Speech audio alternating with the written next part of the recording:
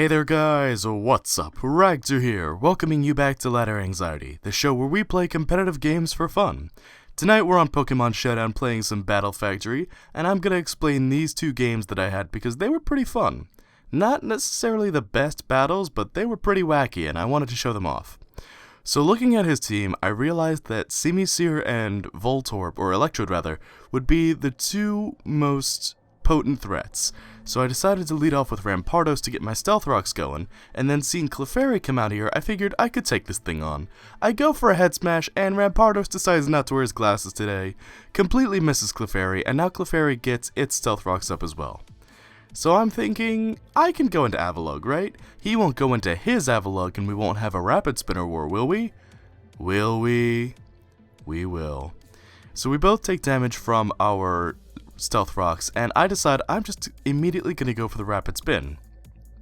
That gets rid of my rocks, but I end up taking a Toxic in return, which is not too bad because I'm not counting on this Avalugg to win me this game. However, I am going to take the Rapid Spin. If I had gone into Gourgeist, I could have kept those rocks up, but whatever. I'm going to get Roar, and I'm going to get Electrode in here. And now seeing Electrode, I realize he's going to want to go for the Volt Switch again. So I decide to bring in Audino. Since I know he's going to Volt Switch out to something, I can maybe get the Thunder Wave off onto it. He's going to bring out Simisear, and I realize I actually have some pretty good answers to the Simisear that I didn't quite see at first, namely Gourgeist here.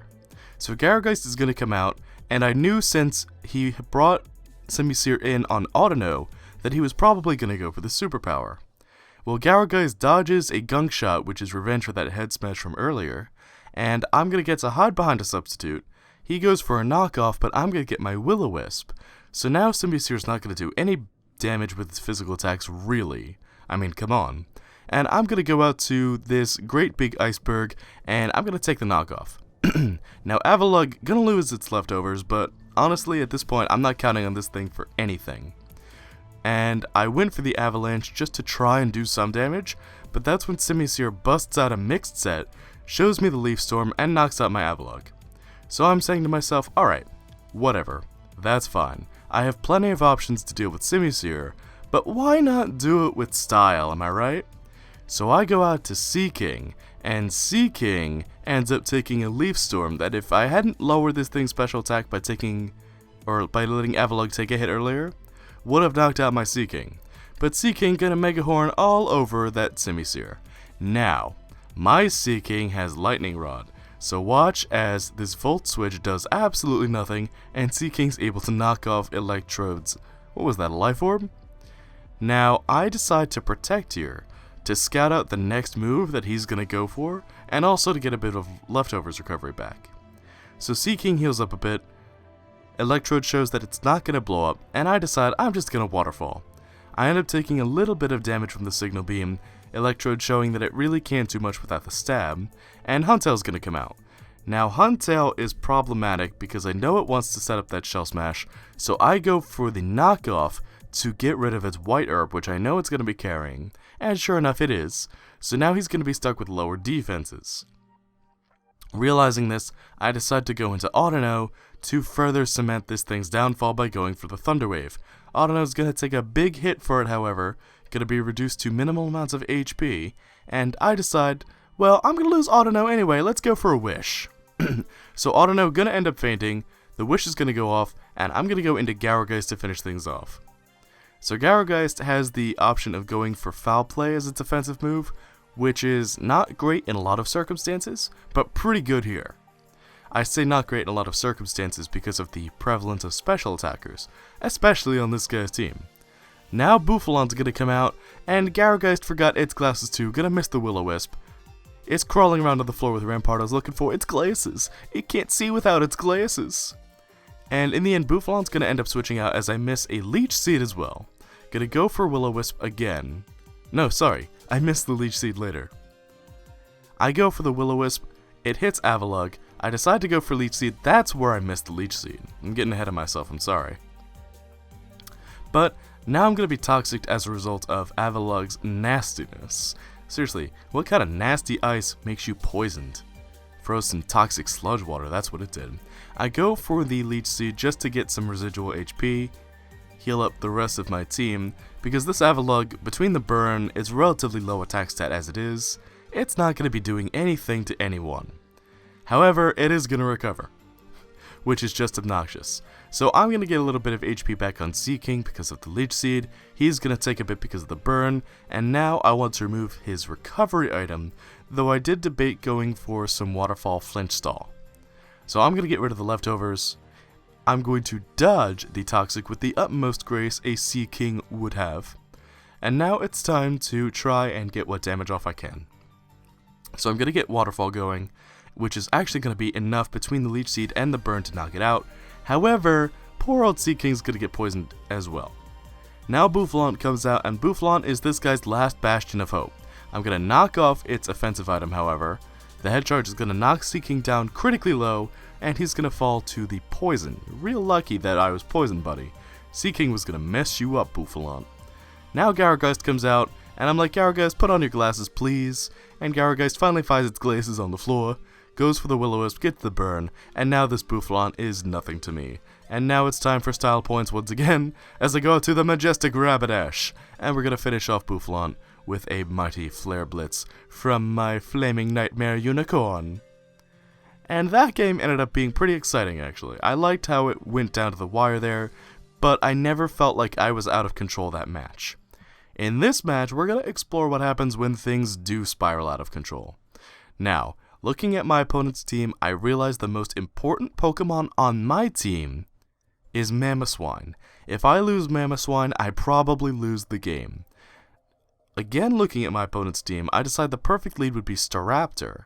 Since it has a Choice Scarf, I can get the Choice Scarf U-turn, and between the Double Edge Brave Bird combo, I can deal a lot of damage if I play my cards right. But that counts on me playing my cards right. So I U-turn out, and I'm debating honestly what I want to take an attack from Victini. Seriously, I don't want to mess with this thing in the slightest bit, but I do decide to go into Mamoswine as he goes for the Bolt Strike. Now I'm beyond tempted to click on Earthquake right now.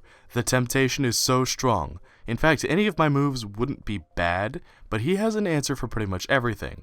In the end, I decided to click Icicle Crash just because I wasn't sure if he would go into Gliscor or not, predicting the Earthquake. Now that Manaphy's out here, I'm in a bit of a pickle. I know I can't take an attack from Manaphy, but I know Manaphy will be hard-pressed to take damage from Mamoswine. But in my head, I'm not sure if that damage calculation works out right. So after debating with myself, I decide to switch into Chansey instead of staying with Mamoswine.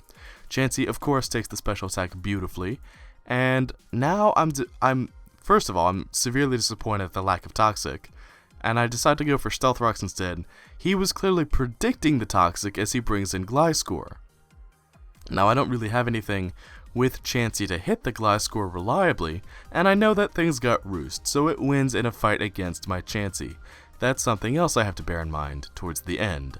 Predicting the Earthquake, though, I decide to go into Staraptor, gonna dodge that Earthquake, and now I have my damage option of choice.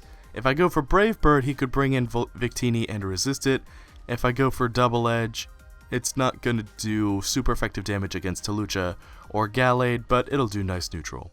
However, Gliscor stunts on me a little bit, decides to go for Roost, heals up completely from my Double Edge, and I realize this is a losing battle, but I should be able to go into Mamoswine.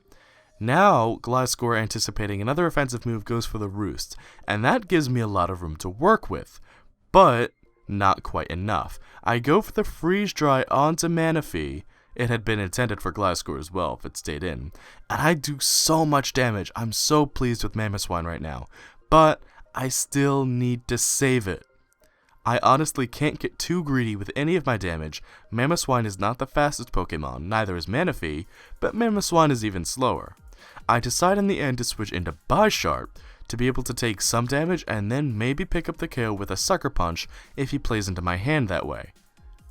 I haven't been led to believe that he's running a Tail Glow set so far, or even any other kind of setup. It's been a very straightforward, high damage Manaphy, so I'm honestly wondering what my opponent will go for. In the end, he decides to let Manaphy go down to the Sucker Punch, and then brings in Hawlucha. I know I can't really win in a fight against Hawlucha, and I was honestly anticipating either the Substitute or the Swords Dance, and so I went for the knockoff, but he's not taking chances and he goes right for the high jump kick and knocks out my Bisharp. Now, here I'm thinking if I can get the KO with my Ice Shard on Mamoswine, I win. All I have to do is obliterate this thing's pitiful HP and defenses, and I win. It has to be that easy, right? Right?